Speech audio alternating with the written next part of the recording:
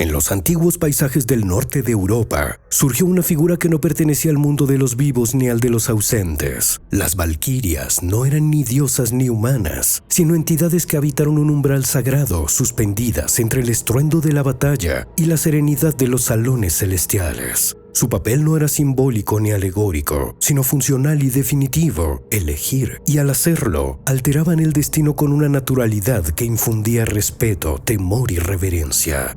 En la cosmovisión nórdica, el conflicto no era un accidente, sino una constante inevitable. Las batallas no definían solamente los reinos terrenales, sino que también alimentaban la maquinaria de los dioses. En ese engranaje, las valquirias desempeñaban una tarea precisa: seleccionar a los combatientes dignos de ser elevados al Valhalla, el recinto majestuoso donde los elegidos se entrenaban eternamente para un día combatir en el evento final de todos los tiempos.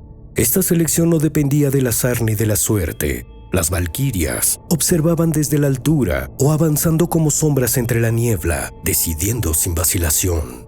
Lejos de ser simples emisarias, su presencia implicaba autoridad y fuerza. Vestidas con armaduras relucientes, portando lanzas forjadas con runas y escudos de formas imposibles, no eran ornamento mitológico, sino protagonistas activas. Sus caballos podían galopar sobre el aire o sobre el mar. Donde sus cascos golpeaban, nacía escarcha o fuego. Esa capacidad de moverse entre reinos y realidades las ubicaba fuera del tiempo humano, como agentes de una ley invisible pero irrevocable.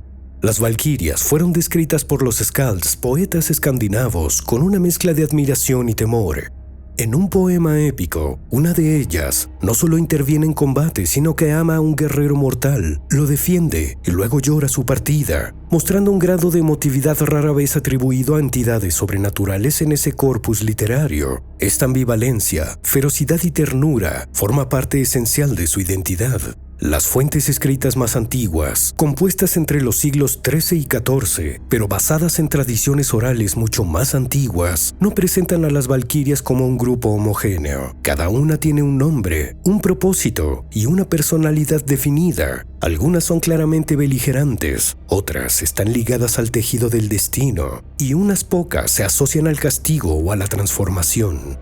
Brynhild, por ejemplo, es castigada por actuar contra la voluntad de Odín y condenada a dormir en un círculo de fuego hasta que un héroe digno atraviese las llamas. Esa escena, recreada por Richard Wagner, fue esencial para la iconografía moderna de las valquirias como mujeres de belleza helada, rodeadas de música épica y luz celestial. Pero esa representación, tan romántica como efectiva, dista de la concepción original. En textos más antiguos, las valquirias no aparecen como musas heroicas, sino como tejedoras del destino, usando entrañas humanas como hilo y huesos como agujas. En esa visión cruda, la batalla no es gloriosa, sino ritual. La selección no se basa en el valor del guerrero, sino en una narrativa mayor en la que todo ya ha sido decidido, y las valquirias solo cumplen con lo ya inscrito en las hebras del tiempo.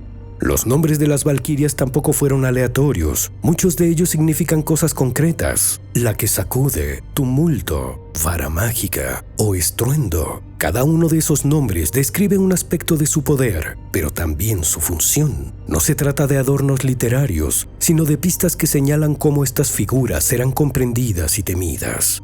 En las sagas islandesas y las inscripciones rúnicas se menciona su aparición como un presagio. Donde una valquiria ponía el pie, alguien caía. Donde su sombra cruzaba un estandarte, el fin se aproximaba. Contrario a muchas mitologías donde las entidades femeninas cumplen roles de fertilidad, seducción o maternidad, las valquirias rompen ese molde. No están subordinadas a ninguna forma masculina, salvo en algunas versiones al propio Odín, y ni siquiera entonces operan como simples servidoras. Son sus emisarias, pero también sus consejeras, sus ojos en el campo de batalla. En algunos textos incluso son ellas quienes advierten a Odín sobre futuros acontecimientos o quienes exigen justicia por decisiones erradas. Esa ambivalencia les otorga una posición única dentro del panteón nórdico, ni completamente subordinadas ni autónomas, pero siempre decisivas.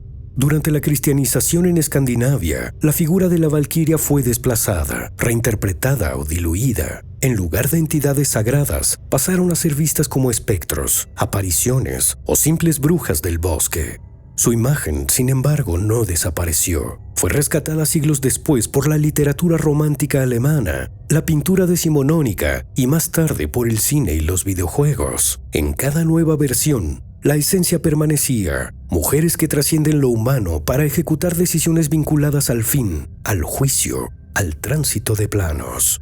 El imaginario contemporáneo ha absorbido a las valquirias en múltiples niveles. En la cultura popular aparecen como heroínas, aliadas o antagonistas. En algunos casos su poder es visual: alas, espadas, rayos. En otros es simbólico, como una capacidad de decisión que transforma la realidad sin necesidad de pronunciar una palabra. En series, cómics y novelas gráficas, su figura mantiene esa dualidad que las hizo únicas desde el principio: belleza y violencia, solemnidad y afecto, obediencia y ruptura. Sin embargo, ninguna de esas interpretaciones modernas supera la fuerza silenciosa de los textos originales, donde las valquirias no necesitaban efectos visuales para impactar. Bastaba su nombre y bastaba su elección. El guerrero que las veía sabía que su tiempo en Midgard había terminado y que lo esperaba un juicio más allá de las palabras. Esa certeza era suficiente para que la realidad cambiara de forma, porque donde una valquiria pasaba, el destino se inclinaba.